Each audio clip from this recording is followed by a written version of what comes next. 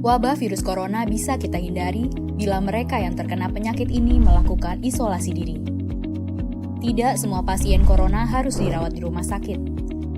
Mereka yang tidak termasuk kelompok rentan cukup melakukan isolasi diri di rumah. Protokol isolasi diri sendiri dalam penanganan COVID-19.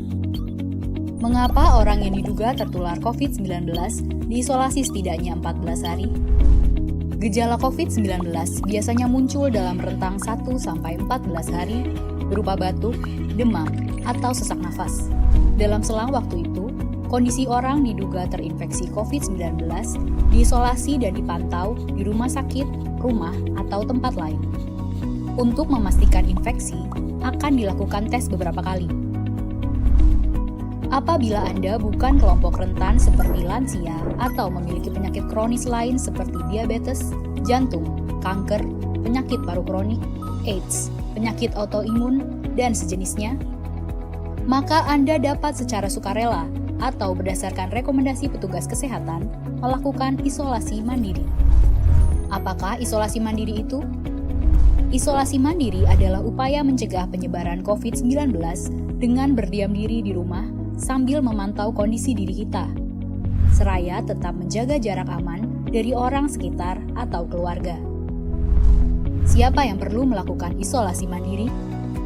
Siapapun yang memiliki gejala sakit seperti demam, batuk atau pilek, nyeri tenggorokan, atau gejala penyakit pernafasan lainnya, atau termasuk dalam kelompok orang dalam pemantauan atau ODP, yaitu orang yang pernah berkontak erat dengan pasien positif COVID-19 dan atau orang dengan riwayat perjalanan dari negara atau transmisi lokal COVID-19. Berapa lama waktu isolasi diri? Setidaknya selama 14 hari sampai hasil pemeriksaan sampel di laboratorium diketahui. Apa yang perlu dilakukan saat isolasi mandiri? Tinggal di rumah dan jangan keluar, kecuali untuk mencari pertolongan medis. Sebisa mungkin, gunakan kamar terpisah dan selalu jaga jarak setidaknya 1 meter dari anggota keluarga lain. Selalu gunakan masker selama masa isolasi diri. Ganti masker secara rutin apabila basah atau kotor. Lakukan pengukuran suhu harian dan observasi gejala seperti batuk atau kesulitan bernafas. Hindari berbagi peralatan makan seperti piring, sendok, garpu, dan gelas, perlengkapan mandi seperti handuk atau sikat gigi, dan juga benda berbahan kain, misalnya pakaian atau selimut. Terapkan perilaku hidup bersih dan sehat seperti makan makanan bergizi, rutin mencuci tangan dengan sabun dan air mengalir, serta melakukan etika batuk dan bersih. Upayakan berada di ruang terbuka dan berjemur sinar matahari setiap pagi.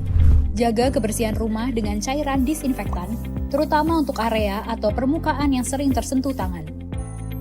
Hubungi segera fasilitas layanan kesehatan bila sakit memburuk, seperti mengalami sesak nafas. Apa yang tidak boleh dilakukan saat isolasi mandiri? Tidak boleh keluar rumah, termasuk untuk bekerja, apalagi ke ruang publik. Bila sangat terpaksa harus keluar, gunakan masker dan hindari transportasi publik atau tempat ramai. Tidak boleh berbagi alat makan, mandi, dan pakaian bersama anggota keluarga lainnya. Cuci peralatan makan dan pakaian secara mandiri, terpisah dari anggota keluarga lain. Bila harus berbagi kamar mandi atau mesin cuci pakaian, maka bersihkan dengan desinfektan setelah dipakai. Bagaimana menjaga pertahanan tubuh selama masa isolasi mandiri?